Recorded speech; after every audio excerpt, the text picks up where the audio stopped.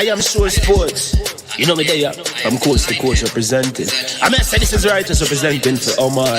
You don't know, come get the sports over here from near and far. Boy. Me say I am sure sports, one thing me sure about. When me say sure, that me not doubt. Come get your sports, get it over here. Come subscribe, repost and share. I am sure sports, one thing me sure about. When me say sure, that me not doubt. Come get your sports, get it over here. Come subscribe, repost and share. If me not sure, that me not say it. Know who score, that me not say it. Never know no game play, that me not say it. If me never seen a game, me no know who play. For your sports news, better come over here so. For your soccer news, then come over here so. If you don't love sports, still come over here so. For the day done, you are gonna love over here so.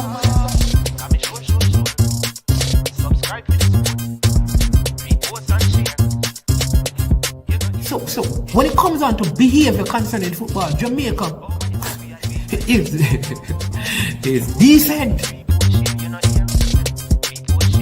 I am sure that if we can get all of these things done, set in place by the end of April, it gives us enough time before the World Cup campaign.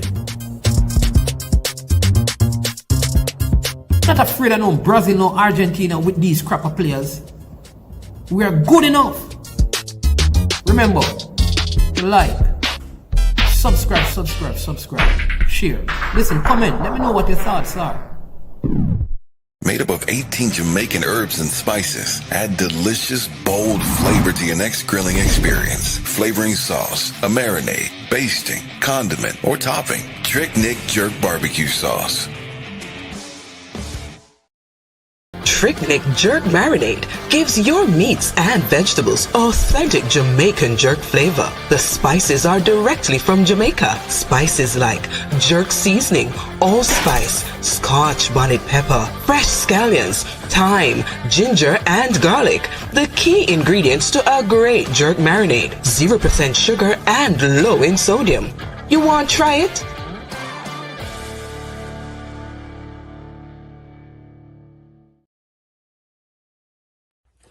Watch this. You know, say the world general Daily Ranks says I'm ready for it, you know. A lick up and a fall lick up, you know, say it's a high grade, it's not a Mali cup. Saying, big up, a matter of fact, remember big up the sponsors them first. Complete Shipping, Sam Isaacs and Son, Western Sports.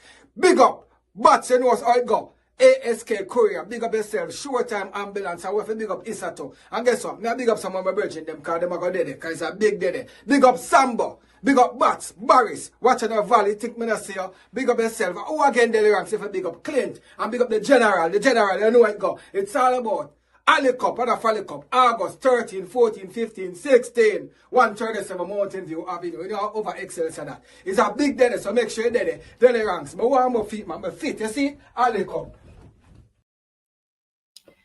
All right, good evening and welcome to I Am Sure Sports. I am your host, Maninsman. It's always a pleasure being with you, and I count this a very special and unique experience because I get to speak to one of the great footballing minds, sporting minds in Jamaica on this program today about some great works that is happening at Mount Pleasant and in the parish of St. Ann that will have, I think, significant impact on Jamaica's football. But his journey didn't start here in the last 3 years. For many, many years before this, he has been you know how an iceberg is, where the greater percentage of the iceberg is beneath the surface. And sometimes we don't get to see and understand the beneath the surface things. We don't get to see the groundwork. But he has been around for quite a while, laying a good foundation. And we are beginning to see the skyscrapers being built. So we're going to have a very intriguing, interesting, informative discussion this evening. But before we get into all of that, you know, as usual, there are some important things we want to share with you. All right, you just saw where we spoke about Ali Cup. Go out and support them 13th, 14th, and 15th at Excelsior High School out in Mountain View Avenue. If your school is participating, go out and watch the games and support this worthy cause. All right. Again, if this is your first time on the platform, always remember to hit the like button, subscribe, and share with someone else. And for those of you who are the regular viewers, you already know what to do. Again, whenever we start, we take the opportunity to give thanks for life. We don't take it for granted that we have breath in our lungs. We never do, because it is a privilege. Many would have died in accidents or from sicknesses or their lives snuffed out. But we are here and we are grateful. We also use every opportunity we have to add value to people's life by sharing something that we consider to be very important, principles that are transferable to every area of our lives on many occasions. And so this evening, I want to speak about dealing with failures and setback. There's a scripture, a couple of scriptures. One is in Proverbs chapter 24, verse 16, and it says, "For a just man falleth 7 times, and riseth up again, but the wicked shall fall into mischief." And then in Micah chapter 7, verse 8, it says, "Rejoice not against me, O mine enemy. When I fall, I shall arise. When I sit in darkness, the Lord shall be a light unto me." You see, failure is an event. It is not a person, right? Monetary failure is part of the process.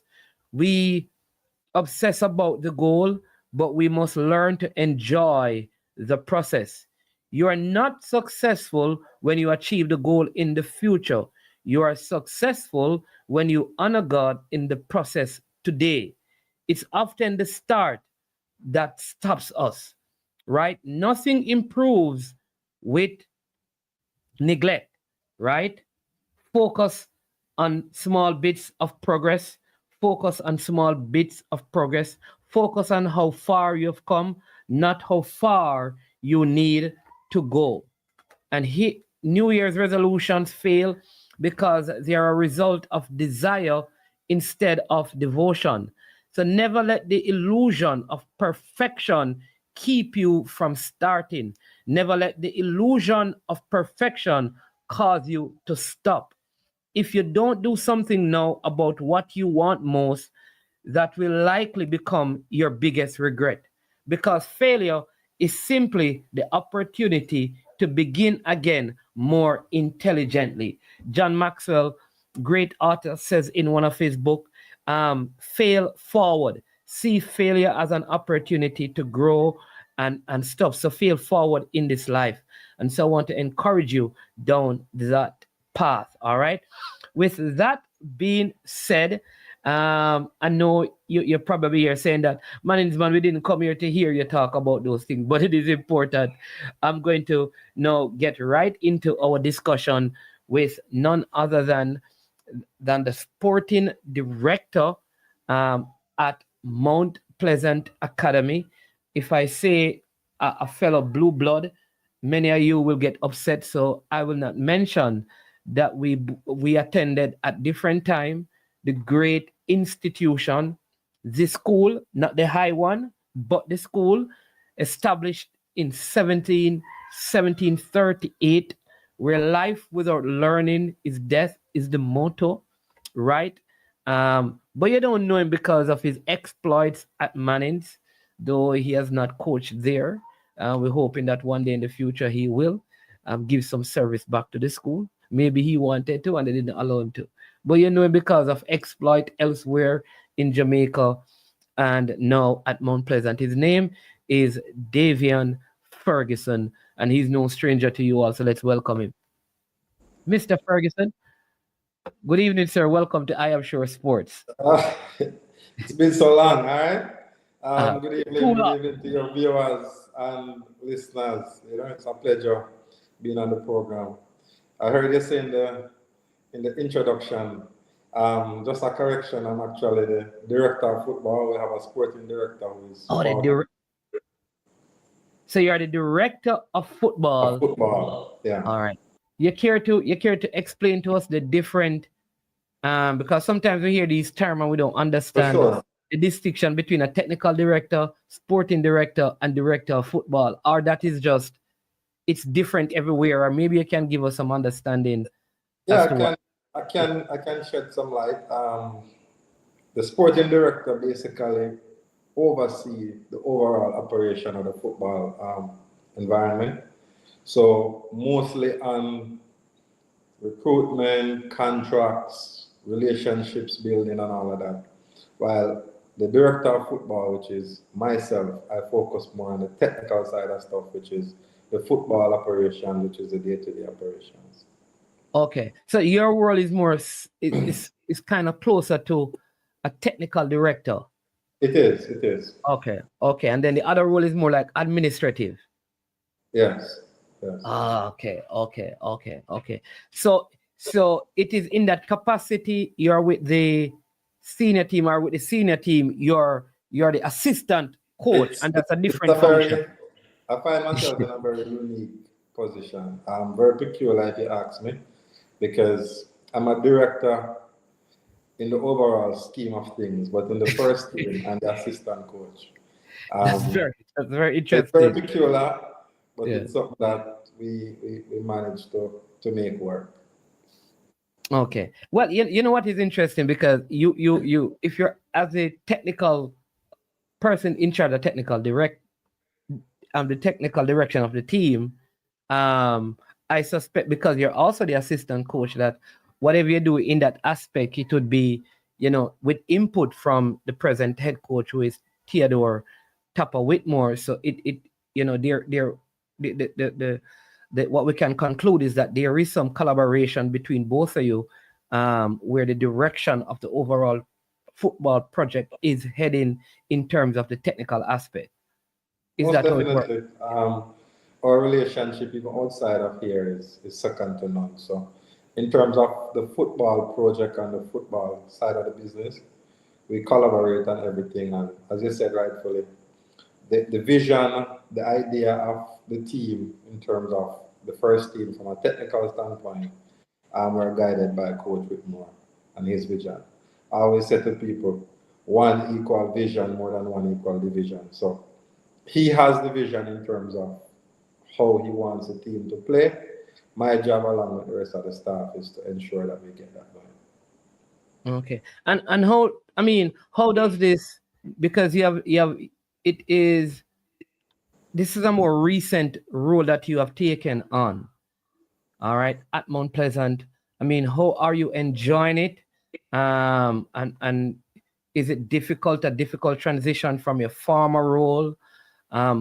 Just talk to us a little bit about just how you have operated, how you have transitioned, in this new role. Yeah, rightfully so. I've been in this position since last year, September. I officially took over the role October 1st, officially, but I've been working since September. So overall at the academy, it has been a real shift in terms of how we do things. If you recognize Mount Pleasant, for example, we saw last year where we had 12 academy boys actually a part of the first team, with at least 7 getting very serious minutes within the first team. And that's part of my main focus, trying to bridge the gap between the academy and the first team, both from a training standpoint, but also from giving opportunities to the youngsters, which we have managed to do quite well last year. Is a history for Mount Pleasant in terms of the amount of youngsters we had blooded in the first team. So that's something that I relish. My job is to get these youngsters to the point where they can matriculate to men's football, whether at Mount Pleasant or elsewhere. So it has been a good job thus far, I would say. We have managed to really accelerate our progress on that. And I think the proof is actually in the pudding. If you look at the overall matriculation rate that we have had, it has been the best in the organization. But there's still work to be done. There's a lot more work to be done. There's a few shifts and a few changes in terms of how we operate here. But all in all, it's all about the overall project, which is getting the youngsters here at the academy to matriculate into men's football, both locally and internationally. Okay, and you also, out of that, you had one player who moved to Canada to play, Jabari Nolan, who has been getting minutes in the second team at Toronto. He recently played in a game and stuff, which again highlights what you said about their inclusion last year. There are several of them in the under 17 setup as well, and I know this recent under 15 you have a few players from the academy also participating, representing the Jamaica U15 team in the Caribbean U15 championship going on now. Yeah, most definitely. Nolan is one of many examples. When I took over, we look at what we had inside the academy, what was able, in my mind, to make that transition. And Nolan at the time was 15 years old. And many people might have thought I would have been crazy, but I thought immediately that he had the ability to play men's football. He had the technical ability.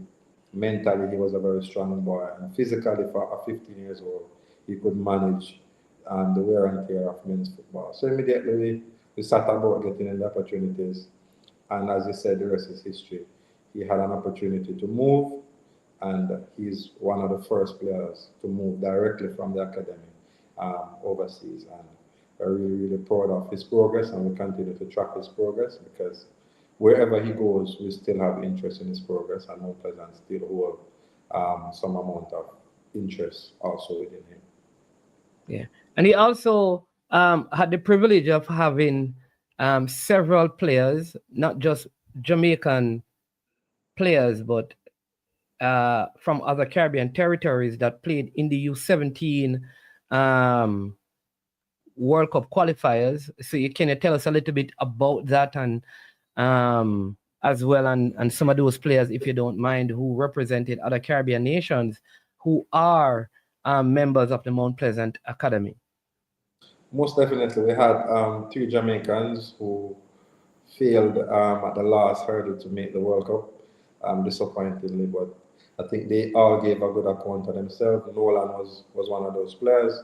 We also had Earl Dennis and Owen Jump, who would have been on this program before. So those are the 3 Jamaicans. We also had some Haitians who would have qualified successfully for that World Cup.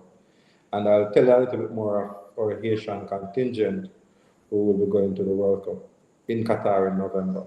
But from that contingent, we had initially 3 players who represented us: Emerson Laez, Miguel Joseph, and Franco Celestine, who many people would have seen in and among the first team. So those were immediately a part of the Haiti U17 setup, which actually qualified for the World Cup. We also had a St. Lucian and 2 Belgians. St. Lucian in the sense of our striker, Chevron Bryan, who did exceptionally well for his country. Luckily, they fell short. And then we had Thierry Morel, also a St. Lucian. And then we had Demarian, who is also a goalkeeper for Barbados. So we had 9 players initially represented within the qualifications at the U17 for CONCACAF. 3 were successful, and I can tell you now, going to the World Cup from Mount Pleasant, we have 7 players who will be in Qatar representing. 7? Yes, representing Haiti at the. Oh, whoa! Whoa, that's very that's very interesting. So 7 players now at Mount Pleasant will be at the World Cup in Qatar in November, and they are Mount Pleasant Academy players. Yes, 7 currently. There's 1 more. We're still not firm on that one, but it could be 8. But right now we have 7 players who are going to the World Cup, the U17 World Cup in Qatar. Yeah, that's good to know. And I also understand that there's a young Belize player. I know they weren't in it, but he's also, because you have other players who may not have played, but they are from other territories as well. So it's not just Haitians, Jamaicans, and a couple of Belgians and a St. Lucian. Know that you also have. We have Panamanian. They would not have been a part of the final squad for Panama. But we have Panamanians, as I said, Belgian, St. Lucian, Haitians, Jamaican, Belizean. We have a Belizean kid who is 15, soon to be 16, Meza, who plays for the senior national team in Belize. He also played for Belize in the World Cup qualifier. So we have a wide mix of Caribbean nationals representing us at Mount Pleasant. Yeah. What about the persons who would say, boy, you're bringing so many persons from overseas in the academy? What about the Jamaican talent? Wasn't this supposed to be helped helping in terms of building Jamaican talent, and now all of a sudden the thing has gotten so big that it is including so many from other Caribbean territories. And you know how people will, just how people think they're robbing Jamaicans of an opportunity. I know you're not a stranger to some of those kind of conversations from your schoolboy days, but that's fine by people, but we have a owner, we have a directorship at this organization who believes in elite. It would be sad if they think that we don't give opportunities to Jamaica, because at least 70-80% of the academy is made up of Jamaicans. But we are of the view that we are giving opportunities to the best youngsters, because at the end of the day, we are running a business. And in the sense of a business, we want the best outcome possible. And if the best kid on the island is from another country and they want the opportunity, Mount Pleasant is not closed to anybody, because out of many, we are one people, and that's the vision that we keep, even for the football program. And I believe that having the best of the best helps us as Jamaicans to recognize that this is the level that we're up against. We raise our level above the level that is evident within the region. So it's a good marker for everybody. And as I said before, opportunities are given not only to people from outside of Jamaica, but there's a lot of Jamaicans here. As you mentioned earlier, we had 3 Jamaicans who are part of the U17 programs. We have 4 Jamaicans now who is in Aruba with the national U15 team representing. So, as I said, we have played our part and we continue to play our part. Even at the senior level, we have players who are part of the national setup. So, right across the spectrum from U15s, U17s, U20s, and the senior team, we have had quite a good representation from Mount Pleasant. So all over, whether it's Jamaican or other parts of the Caribbean, we're developing talents and exposing them to the highest level of work. Yeah. And also, since you have taken on this role, the operation of the academy side has sort of shifted in terms of how it works from like former formats. What are the adjustments that have been made, and what led to the new emphasis or focus where less number, I believe, but higher quality? What led to that shifting? And can you explain to the persons who are listening, how things have changed at the academy level at Mount Pleasant? Good question. As I said, I have an owner who he believed in my ability, he backed me, and from outside, I would have seen Mount Pleasant from the inception, right through all iterations of everybody else who would have been in charge of this institution. And every one of them played a significant role in where we are today. But there were some things that I saw that we needed to adjust. And we would have had relationships with our European partners, such as Charlton Athletics, so we would have studied their model. And we would have also looked culturally as a country and regionally, what do we have? What is the end game that we're trying to achieve? Because if you don't have the end in mind, there's no way you can build towards something. So we developed an end game where we want to finish. And then based on that, now we would have made some shifts in terms of paradigm, in terms of how we want to operate as an academy. Because for us, the word elite means everything. Everything that we try to do here now at the academy is elite. So from talent that we have at the academy, elite. Training methods, elite. Facilities, how we expose them, all of that. These are things that we try to create an elite environment overall. And the higher you go in terms of being elite, the less the numbers will automatically become, because quality doesn't necessarily equate to quantity. So instead of focusing on 60, 70 kids, we focus those resources, those same resources, whether it is human resources or capital resources, on a smaller section so that we can give them more opportunities to actually make it. instead of trying to spread too wide and eventually spread too thin. We try to focus on a few things. We try to create a model, look at what we have inside the academy, look at what the world is moving towards, look at who we think that can make that step with us, and then we have to make some really tough decisions. Some of it was taken well, some of it not so well, but that is part of change. Change is not always well received, but we have a vision, we have an objective, and it's just towards that objective, as you mentioned, more quality, less quantity. So the focus now is basically on that. Yeah, and is there a module that works from the senior level all the way down? Are you tasked with creating that, like I said, the elite training module that you're under 13, under 15, under 17 kind of have the same module as your senior team, or you're heading in that direction, or that is already in place, and all your coaches are in alignment with expressing that module to the different age groups? So the next 15-year-old, you find like Nolan, he knows, what the game module is for the senior team and vice versa. How is that working? Or is it that something that in your present role, you're putting together and also giving the coaches the requisite knowledge to be able to communicate that from, like I said, from under 12 all the way up to under 20s? Excellent question.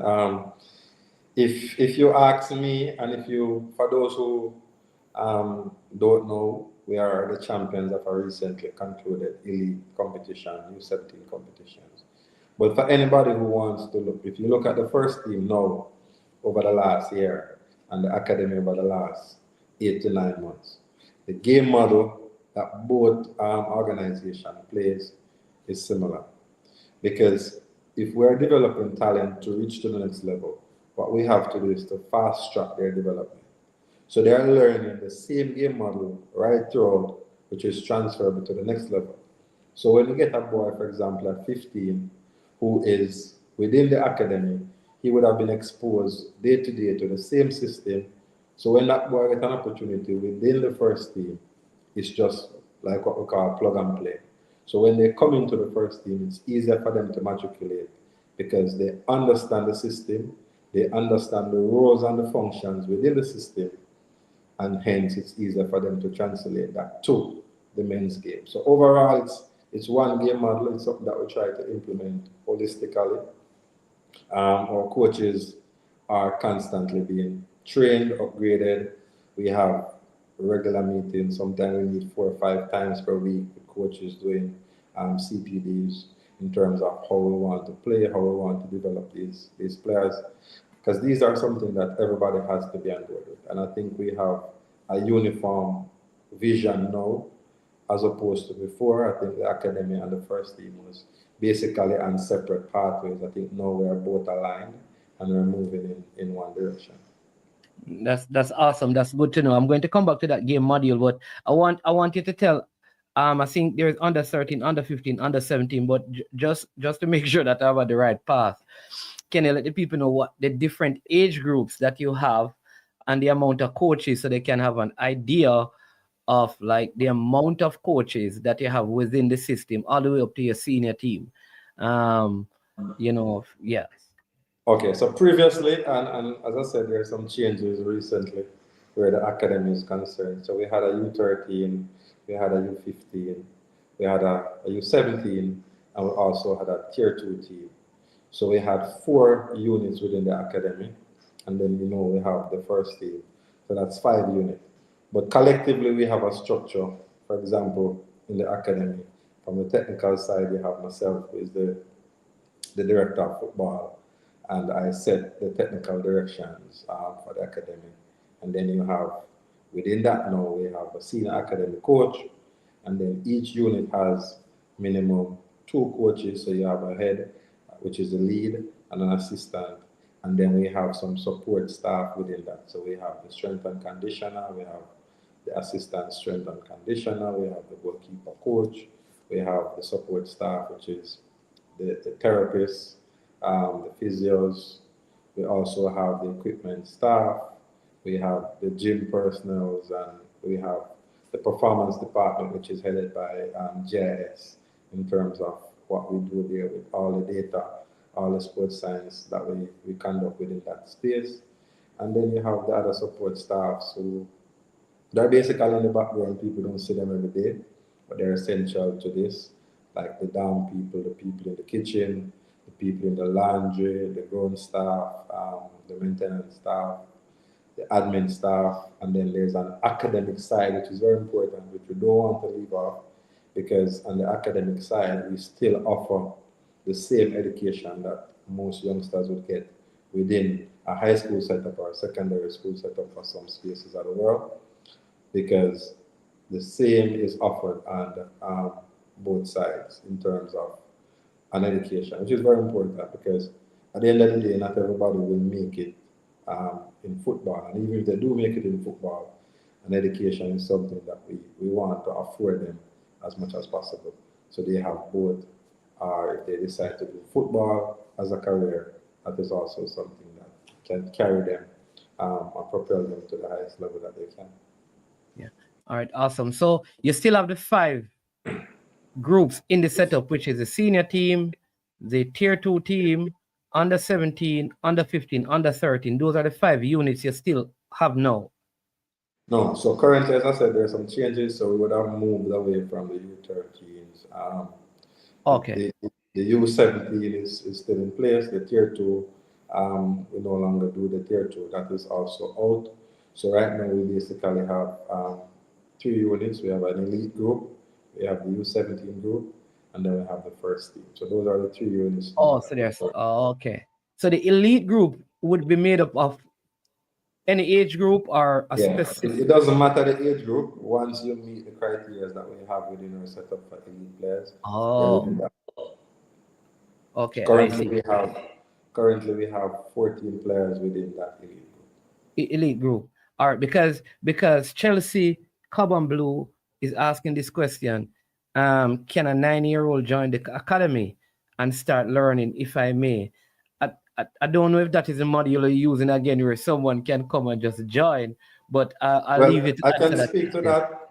Yes. So right now we have, which is part of our community outreach program, which is very, very important to us and the ownership. So we have a grassroots program, which is non-residential. So these kids, they come in and they train probably 3-4 times a week. They have the same setup that most of the environments have within the structure. Errol Stevens actually is the one that runs that. So we have a U8 and a U10 group there, and if they're interested, they can get in touch with Errol, especially if they're within the vicinity. It's always easier. But we definitely have a grassroots program which is run by us. Okay. All right. So let's get back to the game module and then we'll move on to your Belgian project. But the game module that you have for all teams is, because I suspect you're preparing players for overseas market, and that could be with your new setup in Belgium. The question is a module built in preparation for that, or it is built based on the culture and the context of the football that you're playing now? Or you also have a module that a person who goes into Europe fits into that, or it doesn't matter, as long as they're properly prepared, wherever they go, they can fit into that? How does the game module, the creation of the game module, kind of bring that into play? We are preparing players for Europe, not really. All right, we are preparing players to dominate Jamaica. How do you go about it? And if it's European based, did you get the input of persons in that market space in creating the module that you presently use? There's a lot of substance within this interview, because the questions that you ask are really some good questions. So that question for me, the simple answer is a combination. So okay, our game model definitely is European based. And when I say European based, meaning you can look on Mount Pleasant Plain and probably not with the fluency of a lot of those teams, but you can see the identification of the main parts of how it works. But also, if it is something that we're developing for players to move to that setup, just as I said from the academy, you will never see, which is very important for everyone to understand, you will never see a club or an academy sell a team. You never sell a team, you sell players, right? Yeah. So within that team, there are different profiles. So while we're collectively developing a team, we're also individually creating pathways for each profile. And we try to develop the profiles based on what they possess as skill sets and also based on what the market requires at the European level. So as I said with the youngsters from the academy, because they are developed on a similar game model, it is easier for them to matriculate within the senior setup. It's the same thing for our players that we're creating here. Because the game model is European based, players from here now are easily transferable to that outcome, because at the end of the day, it's always about the outcome. And players can just easily go into a role within a different setup, and they would have been halfway down the wicket because they would have been educated within a particular framework, which is transferable to that setup. We would have also had European infusion, in the sense that we would have had those networks tapping into, we're tapping into those networks in terms of what is done there, what is exposed there. We are a part of weekly webinars with some of the top coaches within Europe. So we are exposed to those methods. We understand what is required. And as I said, we have a very strong partnership with a European club, which is also a part of the whole exchange program. Yeah. I mean, one of the big questions though, and you are in, the importance of it. You spoke about environment, but part of environment is the quality of the surface. And one of the things that I've attributed to, they say the soap play in Jamaica, it is the quality of our surface, because you don't trust the bounce enough to, make the quick pass. You have to be sure in your touches and your control. I mean, how does that impact your preparing either the individual player or a team to play a particular way, given the I would say the poor quality of surfaces, and are there steps in place to kind of at least for your surface have good quality surface, so when you play, because you look better at Sabina Park than you look at Draxel. You look better in the National Stadium than you look at Draxel. It is the same player, it is the same team. And I think that has to do with the surface. So what is your take on that? And is there anything being done to ensure that outside of the other environmental eliteness, you have high quality surface as well? Good. I'll answer that question by saying, I think Jamaica's football is moving in a direction which I can see where they're going. Because the first thing that I think they're working on now is the education of coaches, which is very important. So we are moving towards, and the region, CONCACAF as a whole, is moving towards the region of coaching education. But I'll say this now. The day we improve the pitches in Jamaica is the day that Jamaica's football will take a significant jump in terms of the quality that is on display. Okay. That is the next step. So we are now educating our coaches and all of that, which is good. The next step is to have these players being prepared on better surfaces. And for us, it's very important. And as you mentioned, rightfully so, for me, bad surfaces kind of bring the level between the better teams and the other teams a little bit closer, because it doesn't allow you to express your game model to the fullness, because the bad pitches cancel out a lot of the variables that you could have controlled within a 90 minutes of football or whatever. So ideally you want to be playing on better pitches, and people will say that both teams are playing on it. That for me is garbage, because if a team, for example, plays over the top, they don't matter the pitches that you play on because the ball is not being touched on the surface. They're getting it up to their front line as quickly as possible, and then they play thereafter. But if you want to play with this football where you're playing through the back, short passes, through the thirds, in between the lines, it gives for a better spectacle or a better outcome if you're playing these games on a better pitch. So for me, better pitches automatically equates to a better quality of football. So that's a step that we have to make. At the academy, I think we are making those steps. We try to keep our pitches in a very good condition. They're not the best, but I think they're better than most pitches that we play on. So we get practice there for our youngsters day in, day out in terms of playing on big surfaces. And as you mentioned, the Savannah Parks, the National Stadium, those are pitches that we like to play on because they give a true bounce. I see people coming from Europe recently playing in the Club World Cup in the US, and the complaints from these top level players, and those pitches are 100 times better than our pitches. Yes. And the complaints that you get from those high level players, you wonder, because they are thinking of the World Cup that will be played within this region next year, and their game model is dependent on good pitches, and they are on pitches that we would die for to have in Jamaica.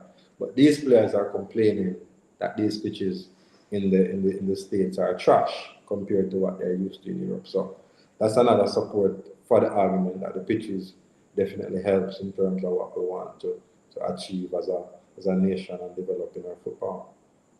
Yeah. Just on the final thing on your technical directorship, this is at like a national level. I mean, what have you, because I know you use the GIS system at Mount Pleasant too. Go ahead, man, you can have your water, man, because I know you can take a sip and still listening. Yeah, man, I'm here. Yeah. Yeah. But in terms of, have you in the last, since we have had a new coach, have you identified like this is the game model, or you think like there is, it is being worked on, or you believe just over your years of assessing the football, there's a particular module that would benefit a Jamaican team, or that is not? I've heard people say there's really no game model anymore. That is like a pep kind of thinking. You just like we have heard meta. What is the most effective tactics available? Meaning, whomever you're playing, you play based on who you're playing, not like a module per se. How true is that as it relates to national teams? Because I feel like Spain has done the same thing. Like forever, Holland has been doing the same thing, win, lose, or draw. You understand me? Brazil has been playing the same way, win, lose, or draw. What is your take on that? If when you talk about Jamaica's football and the JFF, it's a very sensitive topic for me, but it's something that I don't comment on publicly. But I'll say this now. No, I'll definitely answer not because I'm not visible on the national scene. I follow the program a lot, and I would have tracked every national coach that came here recently. And I would have said on another program probably a few months ago that Steve McLaren is somebody that I admire a lot for more than one reason. Because if you look at his timeline since being in Jamaica, his first iteration of what he wants from us as a nation, and if people look back at his first few months in the job, we were singing his praises. And I watched a game at the National Stadium, which I was super proud of. Why? Because I could relate to what he was trying to do. And he had an assistant then, which he would have lost. which I think helped to implement what he wanted. And in the first set of matches that he would have played here, he had a lot of Mount Pleasant players within the setup. And people might wonder why. But he saw something similar to what he wanted Mount Pleasant actually doing it at this level. Probably at a lesser level. But he would have gotten, in my mind, a raw deal, whether it is by choice or by otherwise, because when you continuously lose key members of your backroom staff who would have set some foundations with you, it forces you every single time to start over. Now, his idea of how he wants the game to play, or his initial idea, is something that I can live with. I like it. And it was visible in terms of the first few months here. I think because of him changing assistant coaches, it didn't really give him that fluidity or continuity that he needed. And I recognize that every single different assistant coach came here. They came with a different idea of how they see the game, which is sad because his first, as I said, iteration was probably very, very dominant. He wanted the ball. He played through the line. His press was very, very aggressive. His counter press was also very, very aggressive. His crossing game from the half space or the wide areas, just the overall game model that I saw him implemented over that first few months was really impressive. And I said to myself that this was something that Jamaica now has to move towards. And as I said, there were changes afterwards, and then I saw some variations within that. But overall, I think that if we can find that game model over the long term, it is something that we have to implement.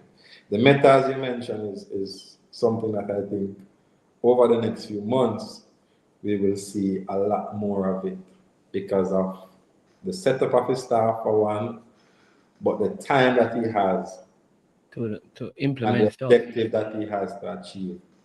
But as I said, meta is applicable within whatever game model because you tweak different things within your game model sometimes to really counter what an opponent might bring. Okay, and that is the meta. You tweak within your game model. So I feel like the most effective tactic available. Yeah. So within your setup, I don't you feel have like some. Pep, though. Explain. I wanted to sorry to interrupt, but I wanted to explain that to me because I feel like Spain just always play the same way. Maybe I'm missing something. And like Pep teams, no matter what you're trying to do, I mean, Marcus, sometimes he loses, but most times he wins, right? Sure. But I don't feel like they use any meta. I just feel like they have like a game module. This is what we're going to do. It don't matter what the opponent. But so educate me. Good observation. But if you look even deeper, management, you'll recognize that because what most coaches at this level do is they teach the game based on principles. So the tweaks that they make are very minute. It doesn't change the overall aesthetic of how their team look. But if you look deep inside, you'll recognize that there are tweaks. So for example, Pep team, Spain team, whatever team, if, for example, you normally see one center forward, and this is a press that we're talking about now, one center forward pressing two center backs. The principle that they're utilizing there is a +1. So they are utilizing 2 versus 1. But against a team now that comes with 2 center forward against 2 center backs, that's an equal number. So there's no superiority there. There's no overload. So if you look within even that Pep or Spain setup, you'll see a third player going in that line. So you'll have a 3 versus 2. So that's a tweak based on the principle of overload. So they have now 3 players in the first line versus the 2 center forward. So it might not change the overall aesthetic of what they're doing, but there are tweaks within that shows that they are selecting the best tactic available to play against these two center forward. So they play 3 versus 2, or if it's 1, they play 2 versus 1, or if it's 3, they play 4 versus 3, with the same outcome in mind. Right, but so they generally stick to their principles. The principles, yes, the principles are what define what happens in the game. Yeah.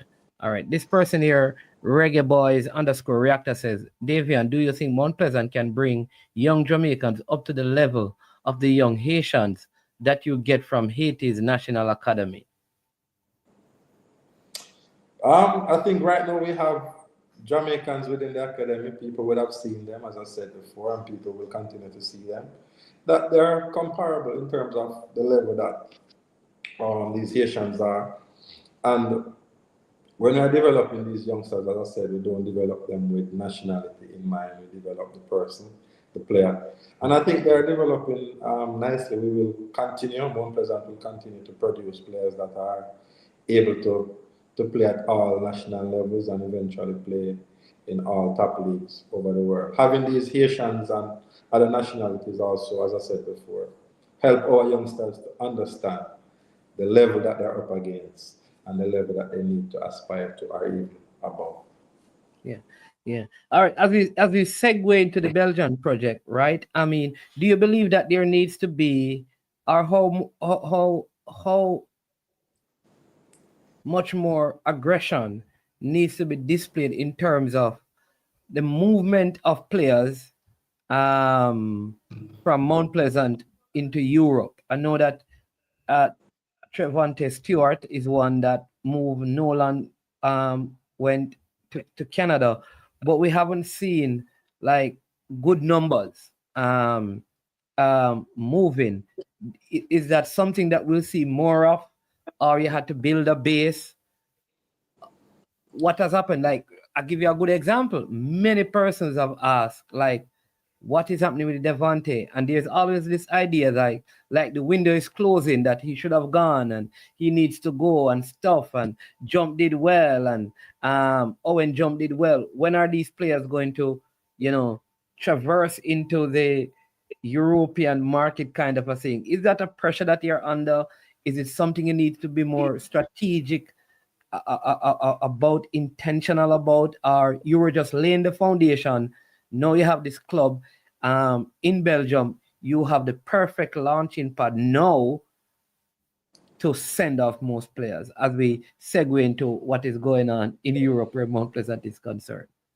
As I said earlier, we had to create a different outlook, because sending player to Europe is one, because you can get into conversation, get into networks with agents, and they can get your players in spaces. But we truly believe that we have to set a foundation. We have to prepare youngsters that know holistically, when they go within this environment, they're equipped to actually survive and help themselves within this environment. So we had to create that pathway instead of a hear 'em, scare 'em type of approach. We're now very deliberate about how we develop our talents and the pathways that we have for them.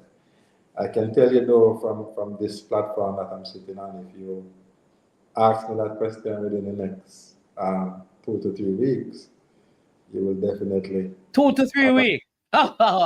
You will definitely have a different answer. As a matter of fact, I think the question would not be asked. The question would probably be a different question. I think the question would probably be more like, now that Mount Pleasant is moving players to Europe, what is the next step thereafter? So I think, as I said, within a few weeks, that will be a different question. I see. All right. So with that being said, the expectation is that we'll see some players. Jason Gunner is making an excellent point. Sometimes the plus one keeper. If you look, sometime also one of the centre backs will actually move within the midfield if it's one, and the 2 versus 1 will come from the goalkeeper along with a centre back, with the goalkeeper playing like a centre back. Yeah. All right. Great. All right. Tell us about this massive venture that Mount Pleasant is on, because in previous year we thought like there was going to be some big partnership with Charlton. Now the Mount Pleasant group has purchased a third division club in Belgium, and this team, incidentally, they were in the playoffs to get promoted, and I think they ended up finishing.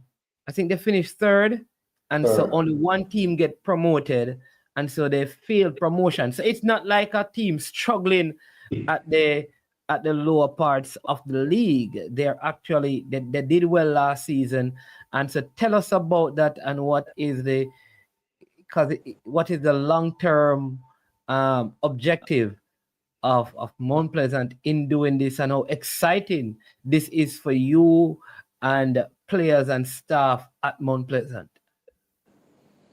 I think it's a monumental time in Mount Pleasant and Mount Pleasant's development and journey. I always say to people that if I say to you, let's drive, and we drive in with not an outcome in mind, we can be there driving forever without landing on a spot.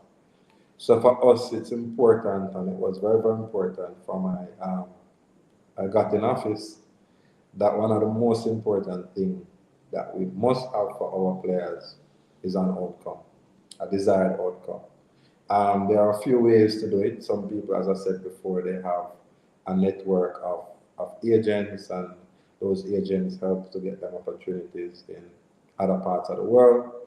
But the magnitude that our ownership want to do it, and an agent can only move a few amount of players at a time. So he always thinks, as I said, big, always thinks at an elite level. So we having this outcome is very, very important for the project that we have here at Mount Pleasant, because it now positions us as one of the leading institutions within the region. And when we say region, we don't only mention the Caribbean, but within the CONCACAF region in terms of attracting and also moving players to Europe. I can tell you we have had serious attention, serious interest from players within some of those larger countries within the region who now want to be a part of this project. So we now have an outcome. As I said, months is not the end game. It's just a part of the whole process, and having that tool within our artillery now creates a different dimension for what we're doing here at Mount Pleasant, both for players that we have here now and players who we will acquire within the future. So I think this is, for me, probably the most important acquisition that Mount Pleasant would have made since its inception.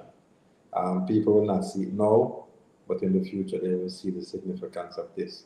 And just like a lot of things never make sense to a lot of people, because Mount Pleasant and Mount Pleasant ownership don't go out there and really preach on the top of a light post what they're doing. It doesn't make sense to a lot of people, but internally we're quite confident in what we're doing, very strategic, very methodical, and we're following best practices to get the desired outcome. Yeah, so how does this, that's a whole lot, especially about, because I can tell you, even some of the transfers that were being made, even this year, people are saying that, what you doing with so much players? What's so much players? What am I going to buy this? And, people buying the league, and you're trying to buy the league and all of that, because where you go and get, you're weakening the other clubs and all kind of stuff, right? But I think once this was announced, it began to make sense for a lot of people, and you're absolutely right on that. But how does it work? I mean, so say there's a player at Mount Pleasant in Jamaica that goes to the Belgian club. Is that it is a transfer? Is it because their partner clubs are the same ownership? Is there exchange of funds kind of a thing? Is it just the player goes? How does it work in a setting like this where transfers are done? That kind of a thing. And also, how do you balance I mean, how you determine if this player goes based on the finishing of that team last season? Will they get into the team there, or there are spots reserved for the Mount Pleasant in Jamaica?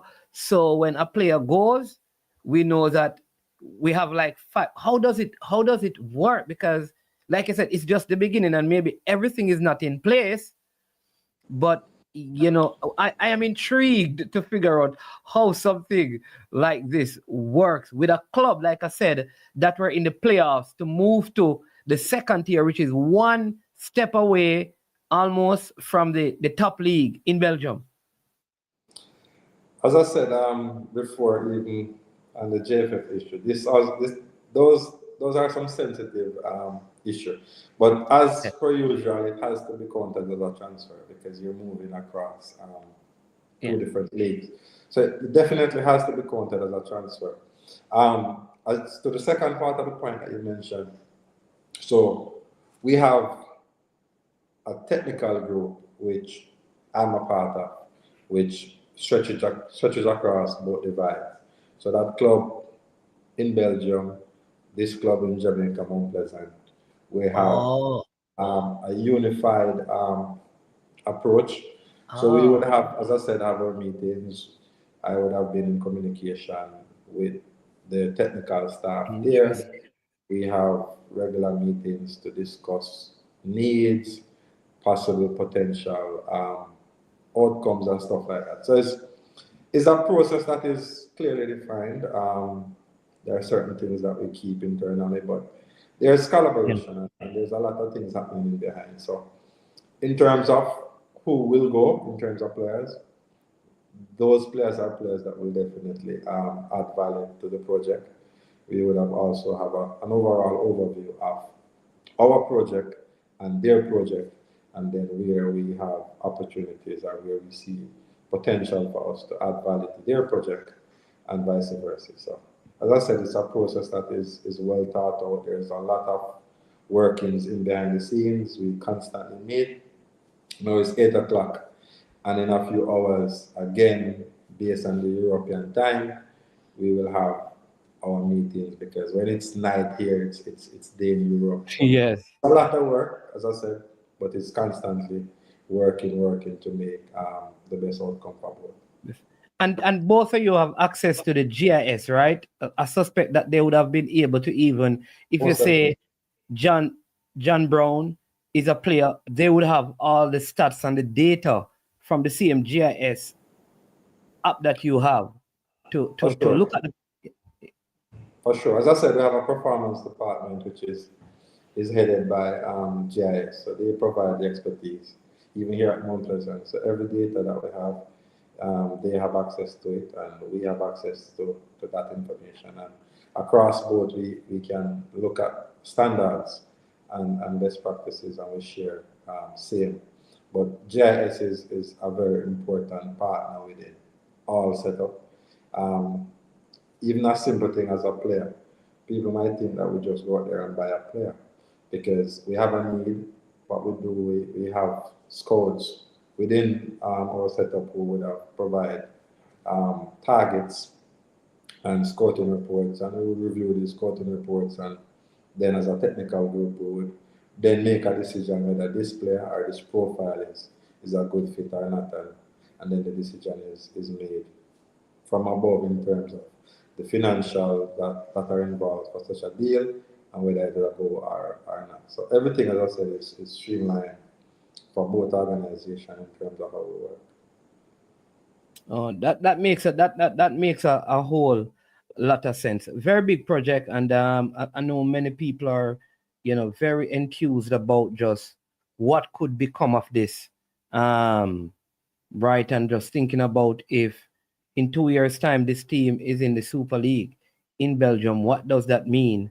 Just for the club here and all of that. But what about collaboration in terms of, probably winter training, Mount Pleasant providing, I know you probably have to do some more work on the field, but I know Charlton has been here. So, are those possibilities a part of the plan? Like they could come here and do some form of training as well as a group, or does this provide opportunity for the Mount Pleasant team here to play a preseason game? Is that also part of it, or it doesn't expand that far?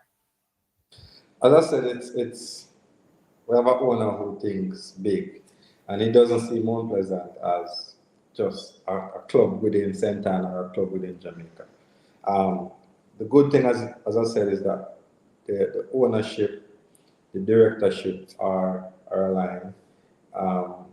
Positions, for example, that one person who will within this setup at Mount Pleasant stretches across the project. So it's a group position, for example. So the opportunities are endless.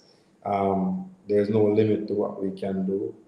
As I said, the first part of that project, though, has been to kind of align both entities. Yes. And then the next step is to get players within that space that can actually be a part of their setup and help them. And then we kind of work on the other areas. But there's no limitation to the partnership in terms of what we can do in the future. All right. Our next question from Reggae Boys Reactor says, why hasn't Mount Pleasant placed anybody with their partner club in England? I suspect this is the Charlton, because there has been some partnership with Charlton. I know even the academy team went there as well. So I suspect he's speaking to that. But I don't think you'd want to do that now with your own club, but you can go and answer the question if you feel so. As I said, rightfully, we have been to Charlton a few times. Charlton has been here, so we have academy players there. But as you know, there are certain limitations based on England and Jamaica, where work permits are concerned. If you look at even Kai Dixon, who is actually at Charlton, there were certain things that he had to complete before going to Charlton. So there are certain limitations to that, and I leave that right there in terms of why more players haven't been placed there. All right, big season for you, early start of the season, because Mount Pleasant actually begins their season in August with the Caribbean Club Championship. I think just based on the success of your rivals Cavaliers, many people, including me, felt like last season you should have done a whole lot better. Kind of bad start, lots of setback, and it kind of went downhill. What are the prospects looking like for you this season? Because I know that from the onset, it has always been, it's not even about winning the Premier League, because monetarily, it has really little value. I don't want to say it has no value, but it has, one of your transfer is more than the prize money for the Premier League. All right. So the objective can't be to win the Premier League. It is probably to go as far as possible in the CONCACAF Club Championship, and one day hopefully play in the World Cup, having excelled in the CONCACAF region. How are things looking, and how have preparations been? Because you're like 15 days away from your first game at the National Stadium. Yes. So I'll start by saying publicly on this platform, congratulations to Cavalier. Well deserved. I think they're champions, and they're champions for a reason. We came in last year in the back end of preseason, and if you look at what we would have achieved as a club, not winning the Premier League was really disappointing, because all things can also be true at the same time.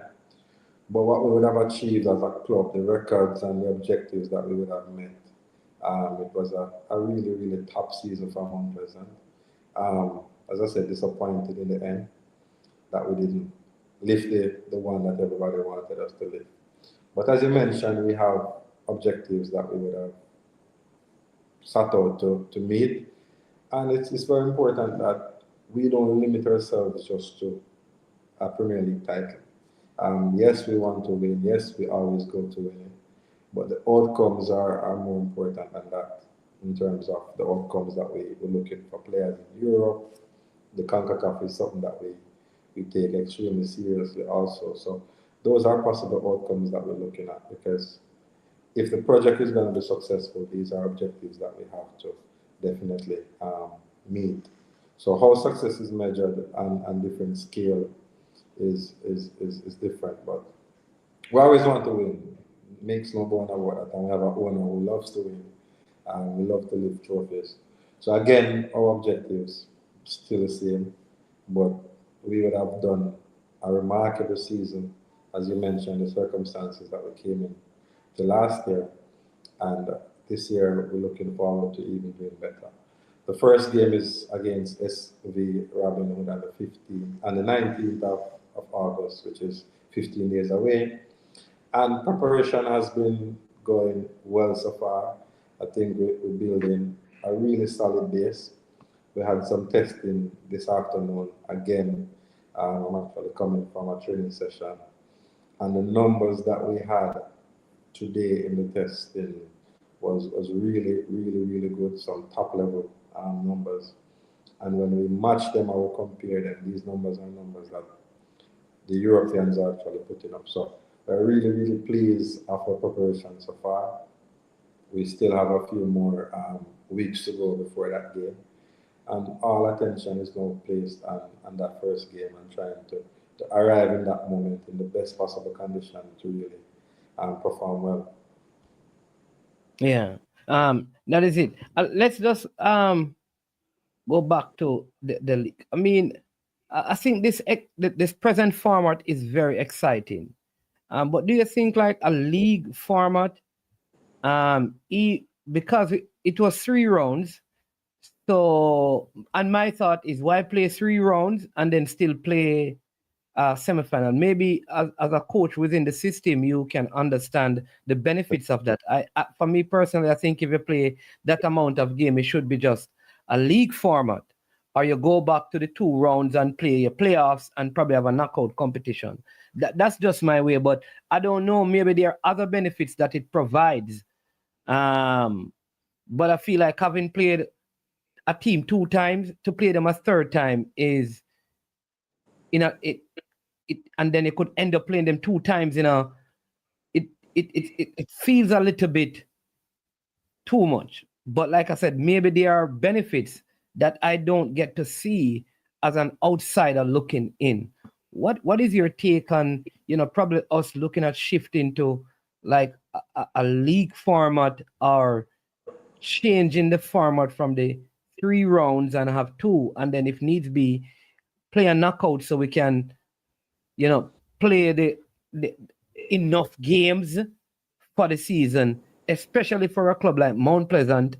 And we heard Cavaliers complain about this, but the amount of games that they had to play, because the further you go in the Caribbean Club Championship and the CONCACAF Championship, going to the finals, it's a whole lot of games. So, I mean, what are your thoughts? So let me answer that by saying that let me first try and win with the 3 rounds first, and it's there, and then I'll give you my position. I'm not in a position now, because if I give my position now, I'll be finding excuses, and I don't find excuses. You're just not good enough, I wouldn't win, because at the end of the day, everybody have to play the format. Could it have been a different format? Could we have gotten more from a different format? Maybe. But as I said, let us try and win this format first. And when the same day I win the format, I'll tell you my position on the format. Unlike the 2 weeks notice that I got about the Belgian project, I will come back at the end of the season to ask you about your position is a position that I think we personally we can live with. But the key that we are trying to achieve, and by me saying this, I think it will help people to kind of understand why they have moved to the 3 leagues. So when you look at a player in Jamaica, for example, and that is why we probably don't matriculate more players to Europe and other parts of the world. they would have been exposed to 9 months of high-level football. So having a third round actually gives us 9 months of football. So that's 39 games. Most leagues, except the championship in England, would have played 38 games. So having 39 solid games is actually matching our calendar with our stuff with what is happening in the rest of the world. So it definitely benefits us to play that much games, but what happened thereafter might be subjective to all kind of opinions. Okay, that makes sense. And I mean, and again, you have made key acquisitions in this summer window. A few, I know you had 3 Exelos, Clifford, and Johnson, and yes, and you added a couple more. In terms of senior players, I know that probably some younger players, but a couple of younger players. Now, there was a big argument about the amount of foreign-based players at the end of the season in terms of registered and match card. I think there was a case where you lost some points or you were fined for a particular game, I think, against Racing in the season for that. Now you have gone over the number. Now we understand that there's 2 competitions. Was this done to kind of, okay, we have the Caribbean Club Championship, we have the Premier League, and we have a club that we're going to acquire. So it won't be an issue, and it is a strategic move, a strategic plan to make sure that we are fully covered, because all of these players can play in the Caribbean Club Championship, because there's no limit to foreign nationals there. It's just in the JPL that there's a cap on it. Yeah, so the regulation states that we can have on any given day 6 foreign-based players within the match day squad are on the pitch at any one time. So it doesn't state that you cannot have up to 20 or 40 players within your setup, which are foreign-based, but there is a limitation to the amount that can be on the pitch. But as I said before, I don't think we have exhausted that number. A lot of things will also become clearer where that is concerned in 2 to 3 weeks' time. Okay.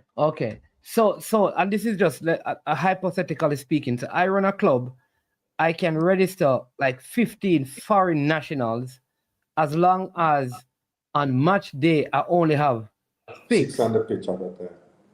Okay, but so the next match day, can I take out those 6 and put in 6 others?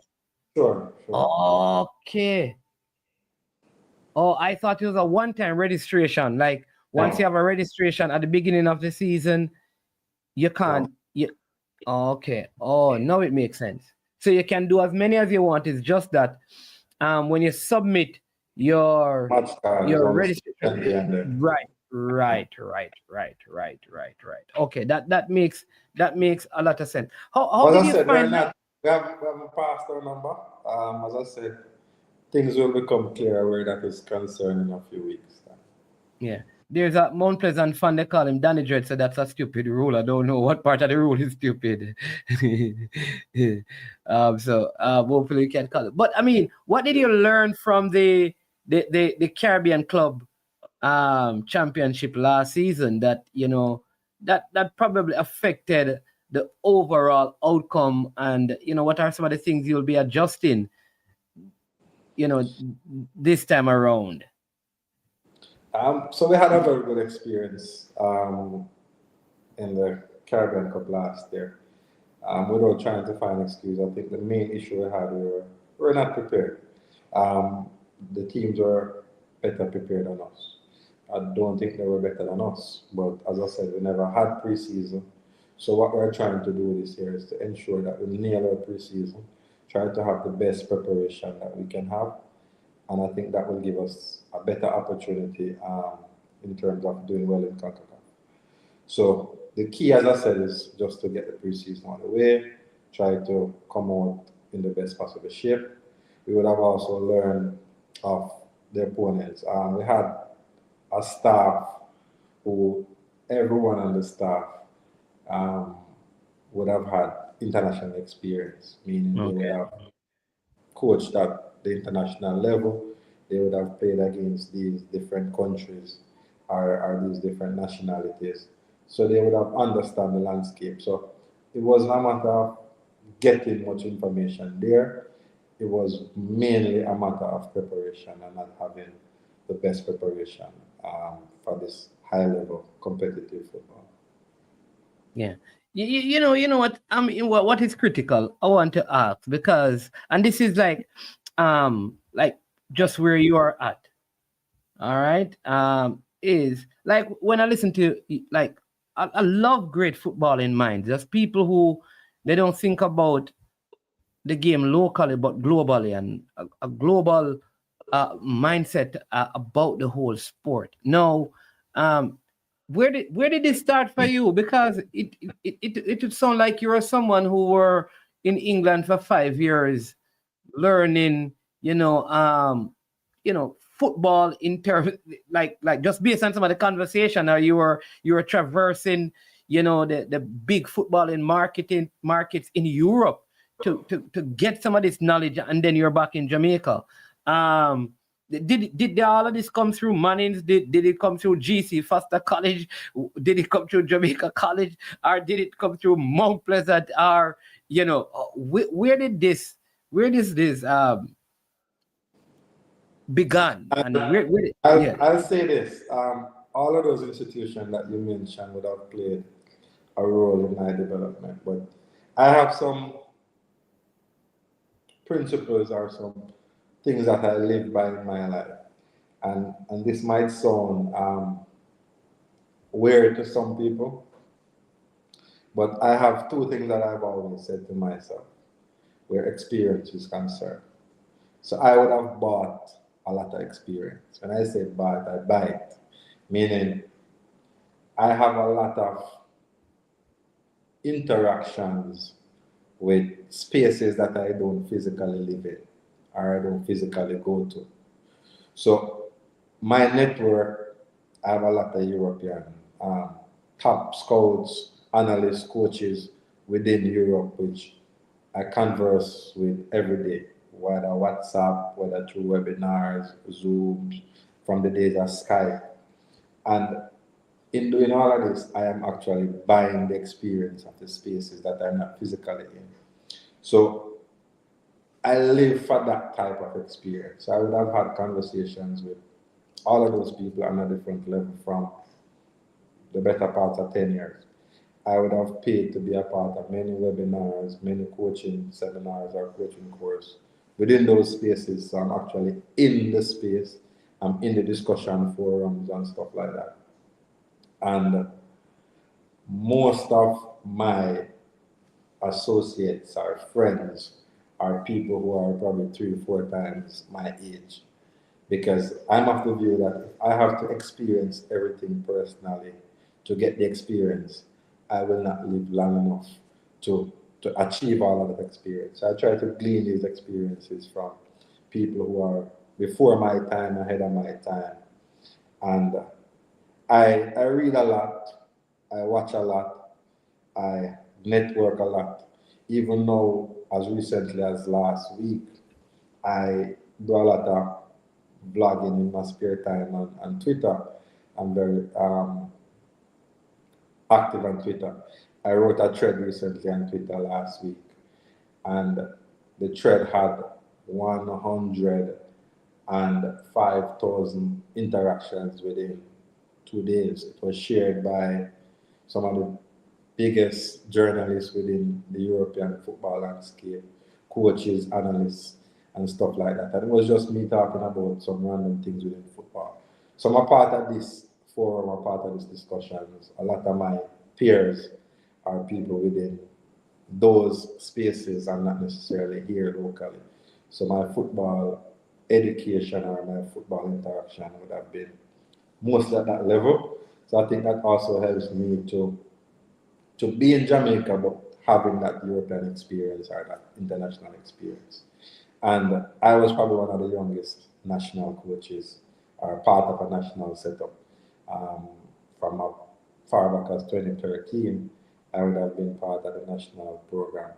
And I would have traveled across the world. I would have been to places like Germany, see the game on that level. I would have been to Peru on a few occasions. And I would have had professional experiences in these places. So I think my knowledge stretches far and wide, but I'm not a person to really come and brag about what I have or what I don't have or what I know or what I don't know.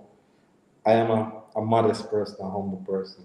And I just try to continuously try to improve and upgrade myself every day that I'm on the face of this earth. Yeah. Yeah, well, I'm glad that you mentioned that in 2013 you were part, because many people have approached me and said your man is people them selfish. Man, them man never yet work in the national program. Why not leave that school and not leave and go coach the under 17 and the under 20? And then I've also heard people say, well, I mean, he has been approached many times. No, I don't know. He has been approached many times and he has not taken up the opportunity. But what about those people who believe that you have the knowledge, you have the experience, that you could have, you'd have been a good fit, especially with the success at schoolboy level, a good fit with U17, a good fit with U20, even with the senior team, and you have not, for whatever reason, you have not taken up, I don't know if it's a apply or taken up or acquiesced to probably some of the many requests you have had, probably because I've even heard that people from outside of Jamaica within the Caribbean have reached out to you, and you're just easy, what do you say to all of those? I don't want to say naysayers because you're really speaking of your quality. They're within their rights to speak like that. But I'll say one thing. I don't think there's somebody more patriotic than I am about my country. I love my country. A few years ago, I believe I was wrongly painted in the media by some officials within the federation about a job offer that I had. Let me just tell you, that I don't. If there's a thing, a painter managed person wrong in the newspaper, some managed man don't know, come in and read that, so I don't, no, just so you know that I don't know, so, yeah, so I don't know what it is, but yeah. I would have had approaches before. I've never ever applied for a job, but I've had approaches before for opportunities to be a part of the program. And I would have considered it a few times. But for me to work at my best, I believe that I have to have a lot of control over a lot of parts around me. I don't believe I'll add value by just being another member of a staff, because I don't believe that how I see the game and how some other people see it is probably similar. So we'll have clashes in terms of all of that. And then football is a game that is filled with ego, whether you believe it or not.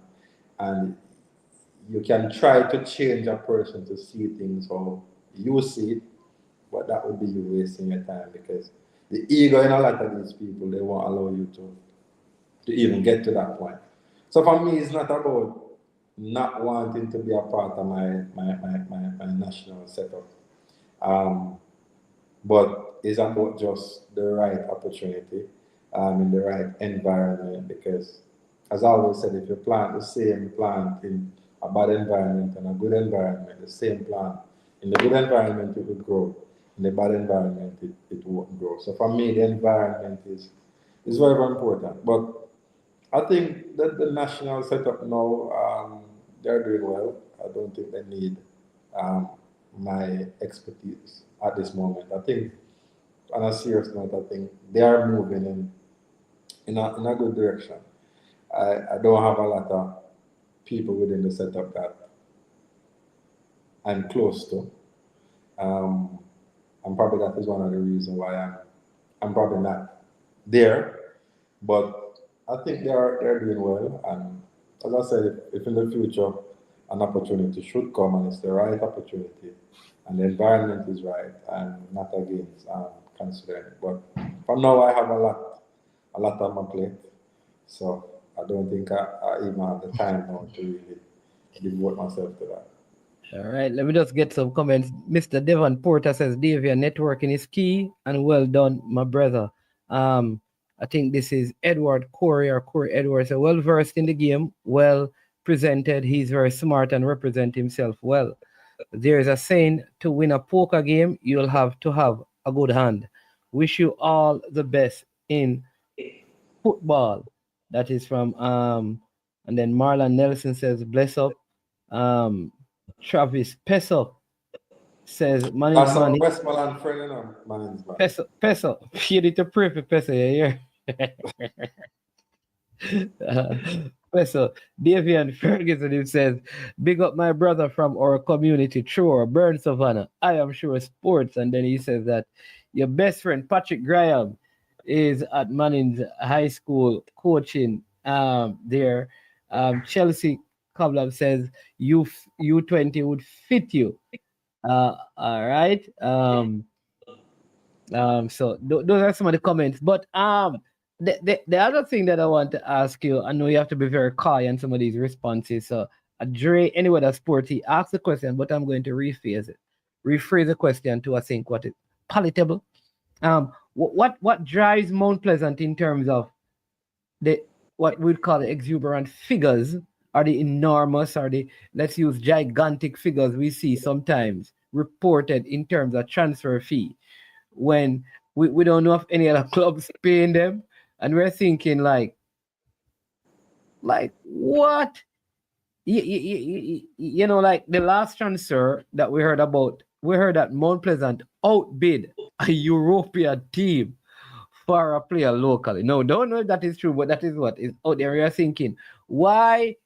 You know, a lot of people, I mean, would say, why would they do something like that? Surely they could pay 100,000 or, you know, maximum 200,000. Why so much money?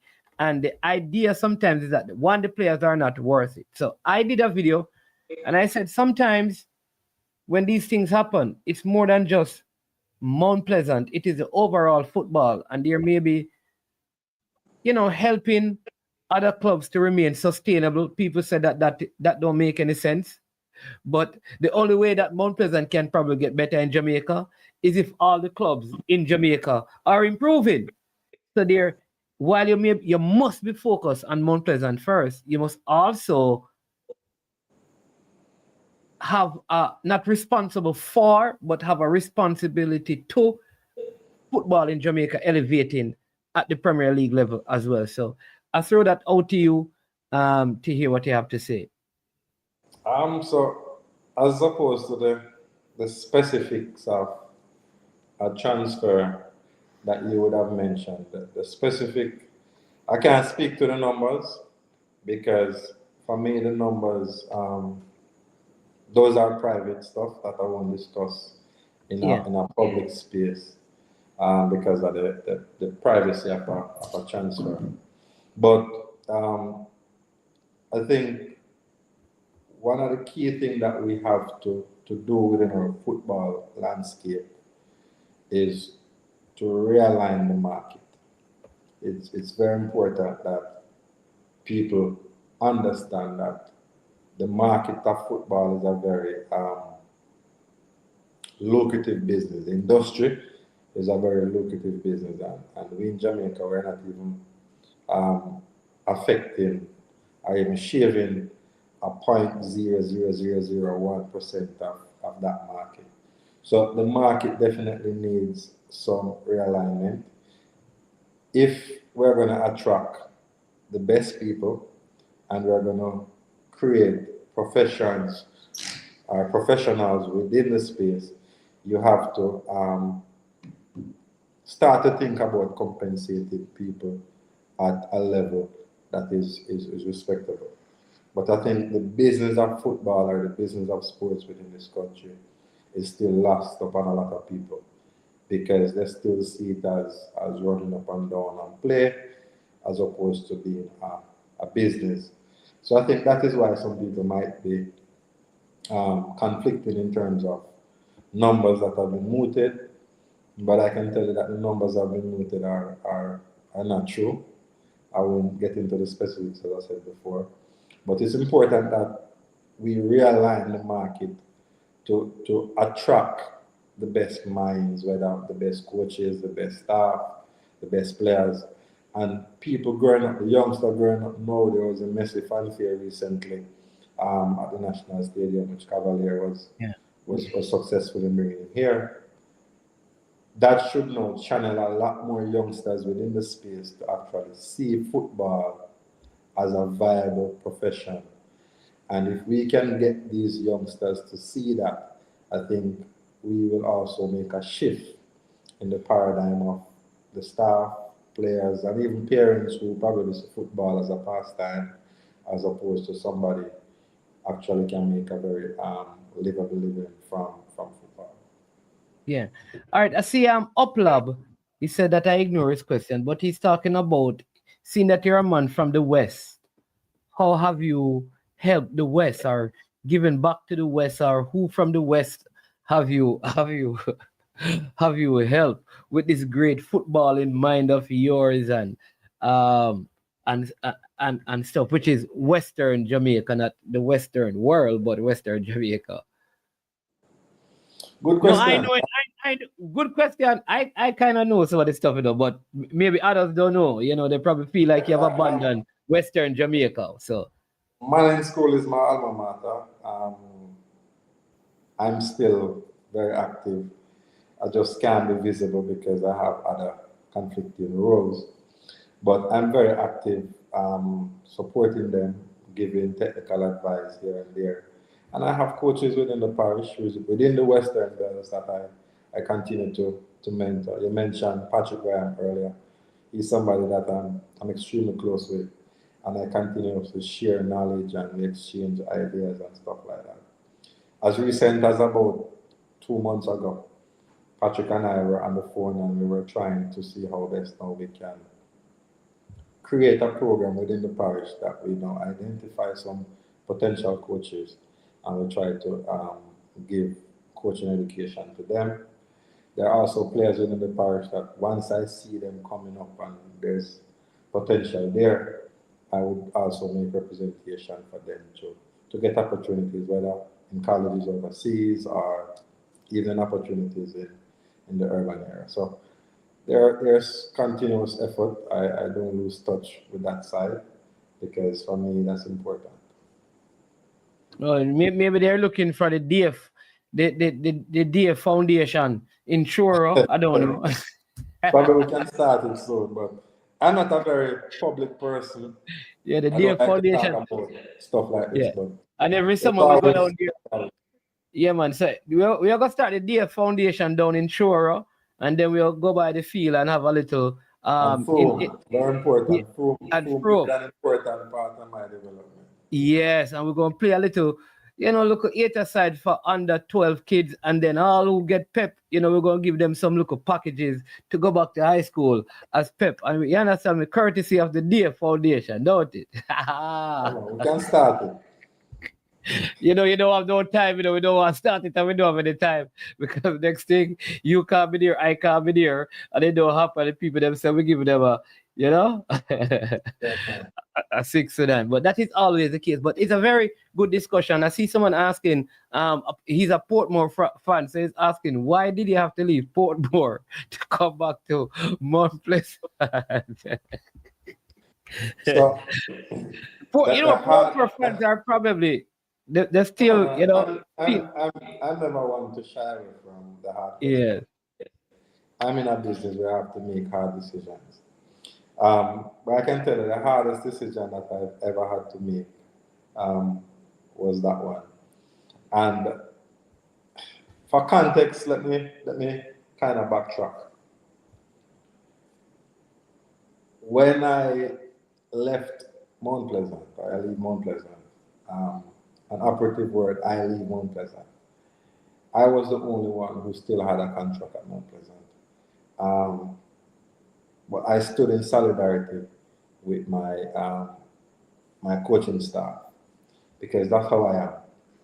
if we're not united, people can break us.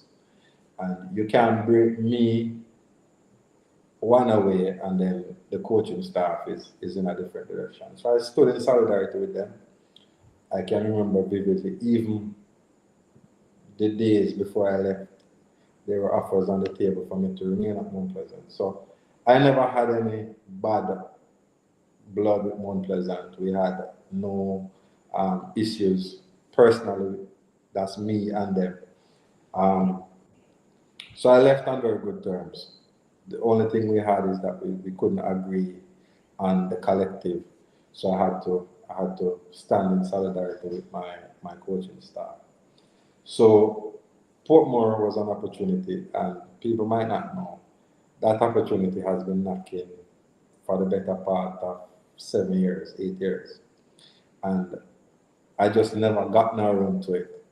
When I left Mount Pleasant, Portmore, which up to this day I will always say Portmore as a part of me, they came in for me and they came in very strong. And I was very open with them in terms of why I left Mount Pleasant. And one of the questions asked, even within the conversations that we're having leading up to me being at Portmore, was, will you go back to Mount Pleasant? And my answer was, well, I have no issues with them. If things are right, I have no doubt that might be something that I would consider. So when I was at Portmore, I think I would have contributed a lot. And this is not me speaking now, but the ownership of Portmore, I would have gone in and I would have changed a lot. I would have revamped the entire structure. And we were building something very, very nicely. We had our issues, nothing public, nothing, I'd say, that caused me to leave. But the opportunity to be reunited with the staff and my setup at Mount Pleasant was one which, when they reapproached us on the basis of what we required or demanded, it was always a matter of time. So I was torn, to be honest, and as I said, I don't want to be in a space where I'm not giving 100 of myself. And I think people started to see it within the training sessions and stuff, because my mind was a little bit distracted and stuff. So I think in the end, it was the best decision for all parties. Yeah. Rudolph Austin is somebody that I worked with, excellent coach. I think he is definitely one of them that will take Portman back to where they truly belong. Yeah, that is awesome. Listen, and for most of your time in the Premier League, you have been connected to Coach Theodore Whitmore. What do you enjoy most about working with Coach Whitmore? Trust. I think that's a big thing for me. I know I have his utmost trust, and he have my utmost trust. If you look all over the world, and I've said it before, and I'll say it again, a coaching setup is important. And I'll just backtrack a little bit, and I think that if you look at all the top managers over the world, they move with a backroom staff.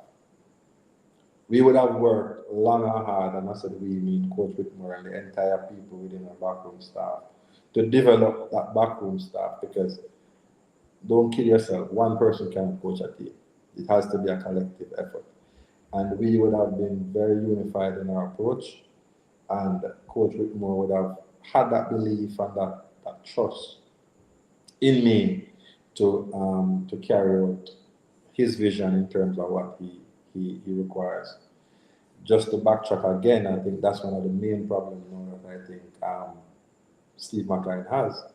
He's a good manager, but people normally travel with a backroom staff. Every coach that you know, they travel with a backroom staff. And there's a reason why they do it, because you need people that can readily hit the ground running in terms of what you want, people that you can trust, you can turn your back, and you know exactly what the decision that they will make in their absence. So those are some of the most important things for me. The trust, knowing that I have the confidence of my head coach, which is very, very important. Yeah. Listen, I don't want to go longer than we're supposed to. Know you're training today. We have gone for an hour and 45 minutes. And I really wanted to do 90 minutes because I feel at some point we need to have, because I really want to just pick your brain, and in terms of, just football development, we have been having a lot of conversations on the platform. We spoke about what grassroots football is and some of the key pillars in once you get the participation at the grassroots levels. Given our context as a country, what are some of the key pillars that we need to look at as a nation to get our players up to a particular level? I watched like the under 15, and I felt like the gap closed. When I look at how they perform in the under 14 and how they play in the under 15, just a year, but you can see that the gap closed, and it almost feel like the older our players get, it is the closer the gap between them. So at 14, they look like they are miles ahead of opponent, dropping 5 and 6. But at 15, it looks like everyone is kind of coming. And you figure at 17, it's the same thing. By 20, it seems like people have surpassed us. So what are the things that what are the things that we are missing in our development, that we can't have this constant with our players, that coming out of schoolboy football? And I know a lot of people have knocked schoolboy football, but is it really the problem, or do we have a bigger problem? You spoke about coaching education, right? Is that what we need to fix, or you can still have the education but the development is not taking place because people can't afford to play? And that is the thing. When these coaches say, well, I had to pay to get my education, now I'm going to charge you to play, and people can't play, will we be developing? Can we actually use the American model where you pay to play? Or do we use the European or English, the European model or South American model, where a lot of it is you scout and people play for free and develop? Like, I know we can't, I don't even know if it makes sense to start the conversation, but it's something that I don't want to just throw on you for you to just brainstorm everything right here, but for you to kind of come back and give us some pathways that you believe that as a nation we need to take. But maybe you can just at least begin the conversation. Where do we need to go in terms of development of football in Jamaica at a fast level? Or better development, intentional, that is accelerated? Good question, but that's as I said, a never-ending discussion. But I think credit must. You mentioned the U15 and the U14 situation. I think firstly, before answering part of that question, I think credit must be given to CONCACAF and the work that they're doing within the region. I think I was a part of the first coach education program that they're running now, which was a trainers program that we had in Barbados in 2017, when this president now started along with the CONCACAF development managers. So the gap in countries within the region, or even within world football, is going to continuously get smaller and smaller. The bigger teams, the gap was this. I think the gap is getting this because what some coaches knew then, a lot more coaches know now. So coach education is on a comparable level in terms of what is being taught in Antigua, what is being taught in St. Lucia, what is being taught in Barbados, what is being taught in US, Mexico, Jamaica, and the like. So CONCACAF definitely sat out on that mission. Think it's coming from a mandate from FIFA through Arsene Wenger to really close the gap between the bigger nations and the other nations. So that's the first part in terms of what you'll see. But I'll say this, in this current setup that we have to be distinct in terms of development and exposure. So I think people sometimes misinterpret what development is as what exposure is. So some people will come and they'll boast that, hey, I play how much youngsters at 13, 14, 15 in whatever setup, right? But we are playing them. Are we necessarily developing them? And as you mentioned, so once we understand the distinction between exposure and development, it's a starting point. So just like education, I think the first thing that we have to do is to have a consistent curriculum. And a consistent curriculum is why CXC is so regional is because the same thing that is taught in Jamaica is taught in the other parts of the world, and they're assessed using the same methodology. So once we devise a curriculum which is universal, or Jamaica or the Caribbean have a curriculum which is universal, and then we devise methodologies in terms of how we execute this, and then how we assess it continuously, I think we will more have a uniform approach in terms of development.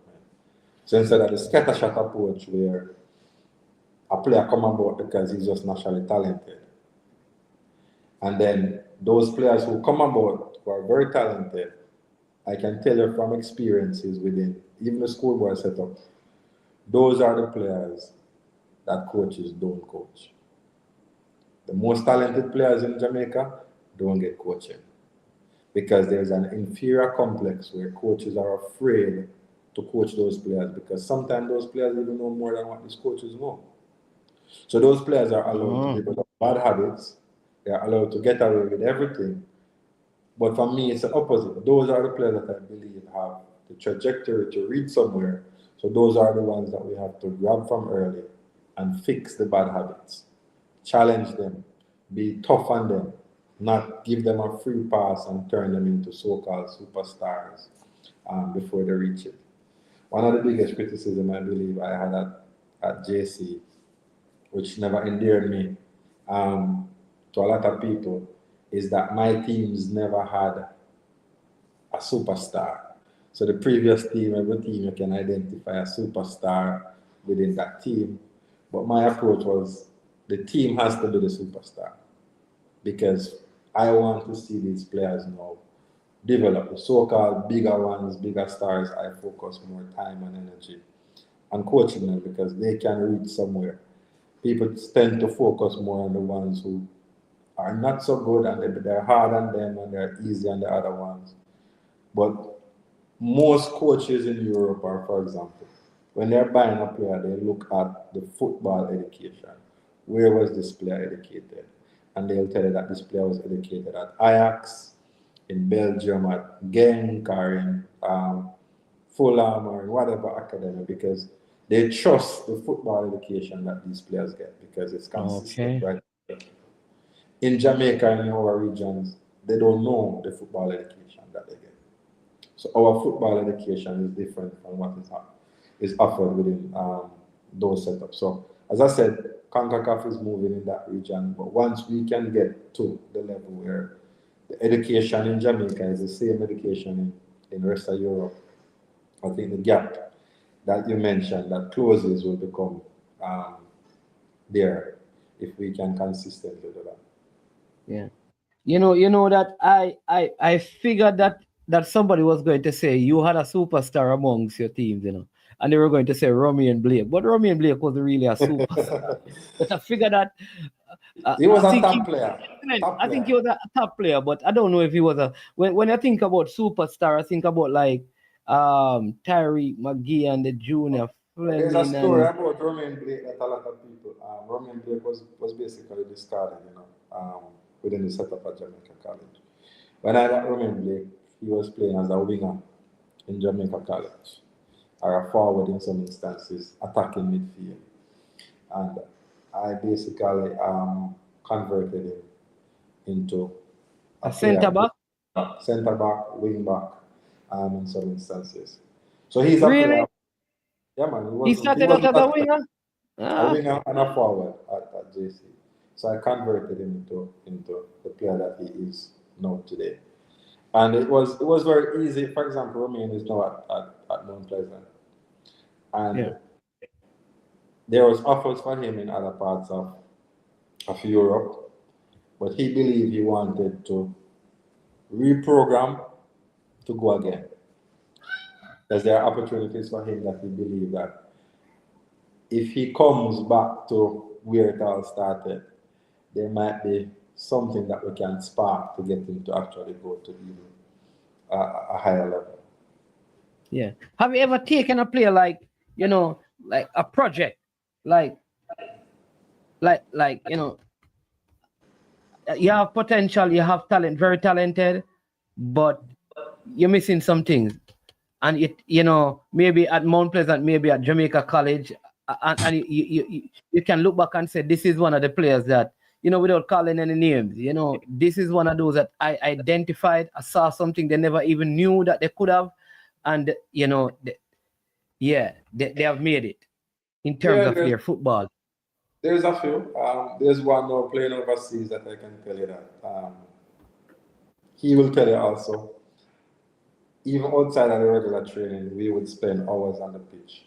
He was a player that he likes to train. I can call the name Stuart. He's somebody who every day on the pitch we would be working on something with him. We try to fix different things within his game. I didn't think we polished him off fully, but I think we got him to a level where he drew the attention of many all over. And even when he moved to Italy, he had other offers in other parts because he actually applied himself within the space, and we kind of tried to polish him out. And there are other players that we're working with now and that we've worked with before that we try to see how we can always try to add something to their game that can, in my view, I always said that will increase your value. So how can we increase your value? That's something that I always say to them. How can I increase your value? How can we together increase your value? And that's what we try to do, to increase their value as players. Yeah. All right, Coach, listen, thank you so much. We are at the 2 hour mark. Feel like you want to do 2 more hours, but I know you have to go out in the morning to train, and I don't want Coach Whitmore see me and screw and say me keep him coach up past bedtime and I'll make him late for training. You understand me? So I'm going to, but I really appreciate it. We don't sleep here, and I don't sleep. It was 9 o'clock. In about 2 hours, I have a meeting in Europe, which is very important. So. Okay. Work all right. you know? All right. You want to call Pessy? You can call in, man. Westmoreland, man, you can call in. So let me just take so you can call in and heal up your friend, Pessy. I didn't know you want to call in, man, because I don't hear the phone ring. So I will await your call, and then I'll release Coach Ferguson because he says he has a meeting. So make it quick, Pessy. I don't know. You can't find a phone. It's too small. You need a bigger phone, man. Are you don't have any light up a truck? Pessy phone is full with all the money that Liverpool is spending. Oh no, I mean, don't just you mentioning Liverpool somewhere. Don't you support Arsenal? Yeah, man, but he's a Liverpool man. Oh yes. Because I know by the type of football Mount Pleasant play, you must be an Arsenal supporter, you know. But we have Pessy online. Pessy, welcome. Man is all big up, man. Big up, Fergie. Hello. You top answer your friend, brother. You don't answer your phone, brother. So you need a friend, man. Pessy, don't spot up the good interview. You wear a call and tell them and then answer your phone. Eh? Yeah, man. Big up, man. You don't know, sir. Fergie general from morning, man. And not today, no, from day one. Yeah, I know most of your Arsenal fans still, but you know, you still know so now come about third. I still Liverpool for title. Yeah, Fergie, man. So, I don't know, Fergie. All right. Let's go and do your things here with Mount Pleasant. You don't know, sir. Means I'm going to be a supporter now still. Like, I know my team winner with up there, so I'm going to be a cling on for now, you know.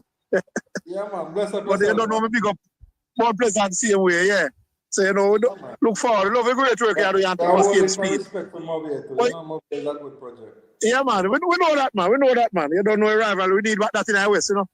I know when we were strong enough, football can make us strong. Have a great coach. coach right now.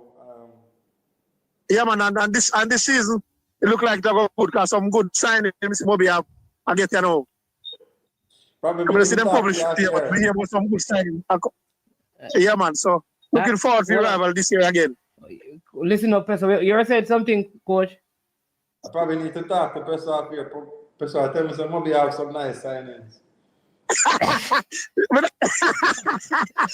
No, I'm not going to hear no hint, man, but you soon know what I go on, man. You soon know what I go on. Come on, my friend over there. Big money management, you know. You know him too. When I am there last time, we have to call his name. Yeah, man. So in the overseas, you know. Yes, you don't know them. What them think? I try match. Peso, I try match Mobius. Peso. Mobius and still. Peso. Yeah, man. The man attack. You have listening, man.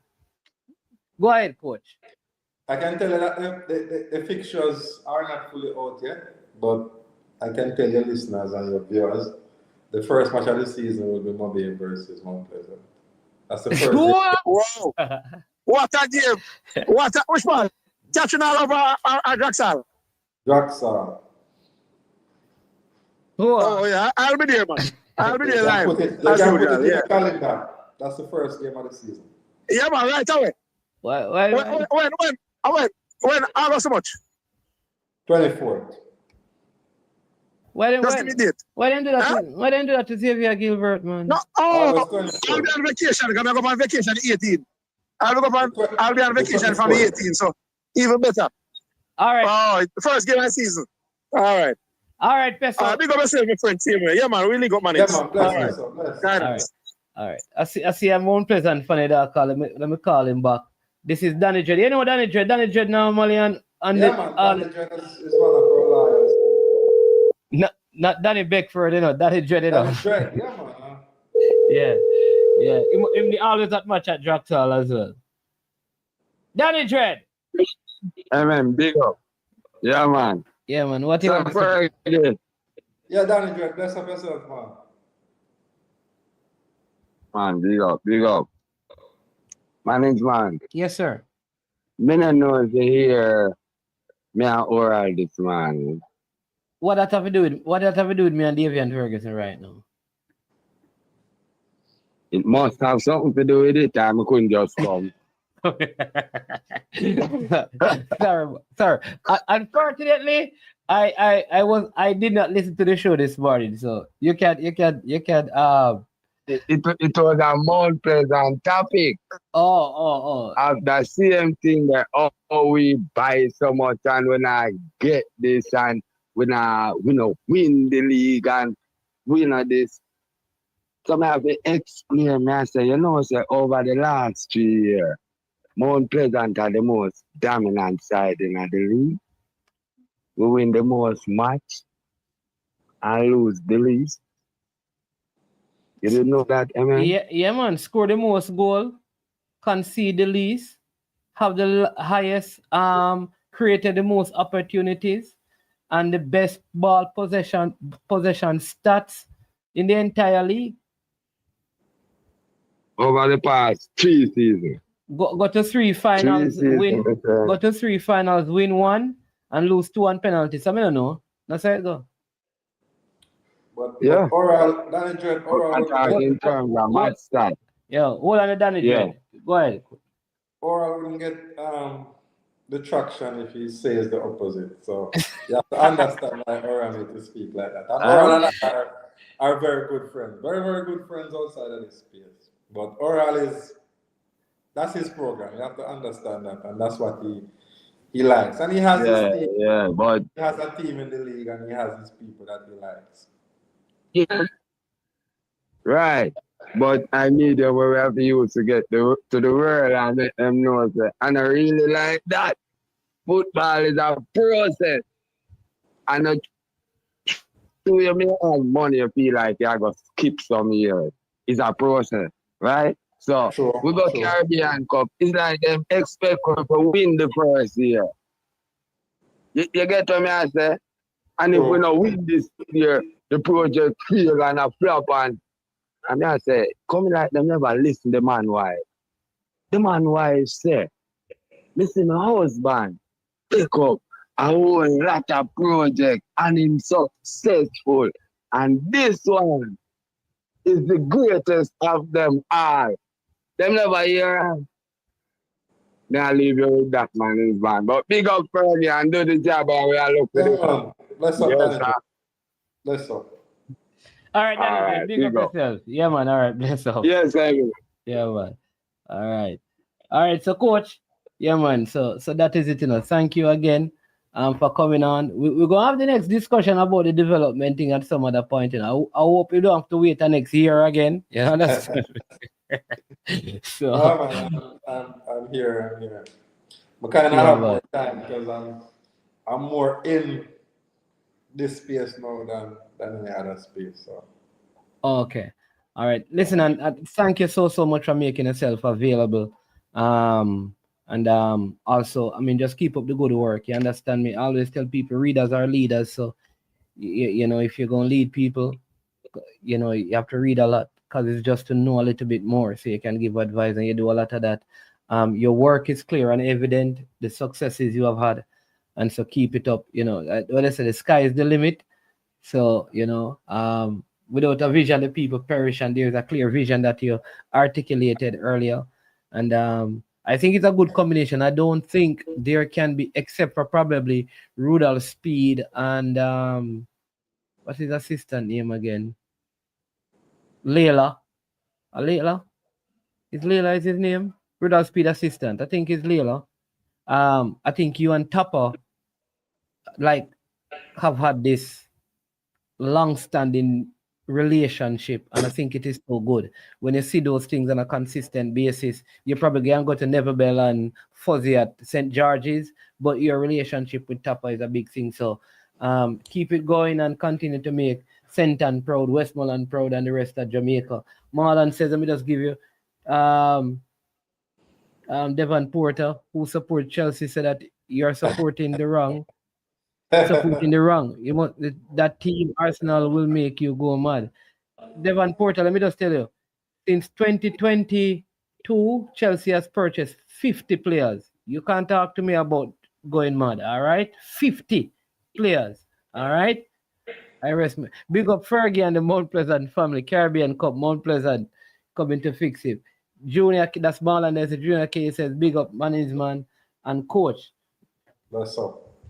But Braxton Harry, big coach says, coach, do you think you have a solution for Cavaliers should go so you meet in the finals? When you come back, we'll answer that. Let me tell you something.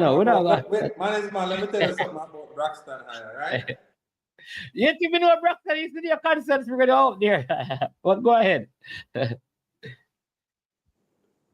Braxton High is one of the most astute coach I've seen locally before my time. It's a pity that he's no longer operating within the space, but I hold a respect for Braxton. But Braxton, if I give you my solution here, it wouldn't be a solution worthy in a few months' time. But big up Braxton. Yeah, man. Carl Morrison says, my 12-year-old nephew was at Mount Pleasant. He played with the U15. Yeah, man, blessing. And then Junior K, thanks for the super chat. He says, Coach Fergie, very knowledgeable. Good interview. All right. RR, you know, one of the management them says, Donovan McCrowder, management, bless up yourself as well. RR says, you never walk alone. 20. I understand. We don't know what that's supposed to mean. But big up on yourself, Liverpool. This is Jason Guna, one of the top analysts out there when it comes on to the YouTube spaces. Coach, me rate how you carry yourself. Keep up the good work. Never went to JC, but he was close enough. He was at Campion College. I'm sure that him can play football still, but he talks the sports very well. Yeah. Very good. When on YouTube, he has a Jason Guna TV. He's an Arsenal supporter as well. And when it comes on to breaking down stuff and discussing and talking about it, he's one of the good ones out there. Father is a big time. Yeah, man, big time sports admin. His father was a big time sports administrator in Jamaica, you know. Okay. Yeah, man. TD, see me only go blue on all jersey. Yeah, I've worn other colors before. I was at Hydel, which is not fully blue, and Froome and St. Jago, so. yeah. The man great. I don't understand. Anyway, we don't want to talk about the Froome thing, because our management go coach Froome is a problem, but big up yourself, I understand. But yeah, man, thanks so. Yeah, but Jason Good, yeah, man. Well, we want to see you play ball still. You understand me? But one thing I know is that when it comes on to talking about the game and those stuff, he's very, very good at it. So bless up every time. Yeah, man. All right, but big up. Listen, don't worry yourself about them Liverpool fans here, because once we get Eze, everything set. You understand me? My concern was always adding more vertical to the team. I think the coach is trying to address that. So okay. All right. We're good. Yeah, man. All right. Blessings. Take care again. Thank you so much. Yeah, man. Thanks much for having me, man. Every time. Tell Coach Tappa, me say healing up, because you know, I'll do it. Them no call me Tappa liar, getting there, call me just management, no, but I still be general, even though that nobody can run put him online, because management, yeah, man. Tappa general, man, Long time. Yeah, man. All right, blessings, Coach, and you take care, and all the best. August the 19th at the National Stadium, 7:00 is the game. Mount Pleasant versus Mocha.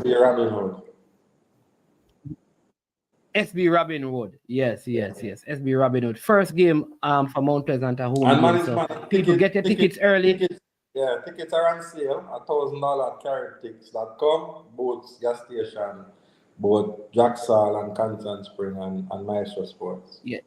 Now, and if you give me the ad, tell what's his name to give me the thing to put on the channel to let the people them can get the tickets from early. All right, so I'll get it to you. Yeah, and I know jerseys are also at Boots as well for those who want jersey. I know they have a couple out there for sale as well. Yeah. So that's a good price. $1,000 for the ticket, people. You understand me? Yeah. When will we see the Tappa interview? Don't worry about it. Good. Yeah, the game is playing at the National Stadium on the 19th, 7 p.m. versus Robin Hood. All right. Big up One Umbrella as well. All right, Coach. Blessings, and we'll be in touch. All right. All right. Yeah, man. All right, so people, listen, there you go. What a wonderful conversation with the intelligent, astute, hardworking, very strategic coach and Davian Ferguson. I mean, such knowledge, wealth of knowledge in the sport, and not an old person, still fairly young, and I think he has a lot more to give to football at Mount Pleasant and in Jamaica. You heard about his new role at Mount Pleasant, the Belgian project that Mount Pleasant has, the Caribbean Club Championship, and they spoke about some of their key acquisitions, both at the academy level and also at the senior team level. Really good conversation. So much we can get from that, and so much we could learn from it. So I urge you, if you did not catch it from the beginning, to go back and listen. I want to thank you all for being a part of the show today. Thank you for every single comment. Really appreciate it. Thanks for the super chat. The one super chat, really appreciate it. $1.99 that came in from Juna K. Appreciate it, Juna K. Much appreciated. All right. Thank you so much. For all the persons who like the video, thank you. For the new subscribers to the platform, thank you as well. This has been, like I said, a great evening, a great discussion. Take from it what you will, but there's always something for you to learn. I'll leave you with a clip from the organizers of Ali Cup as they prepare for the Ali Cup, which begins next week. You don't want to miss it at Excelsior High School, 13, 14, 15. Go and watch it. Go and check it out. But here we go. This is what it is all about.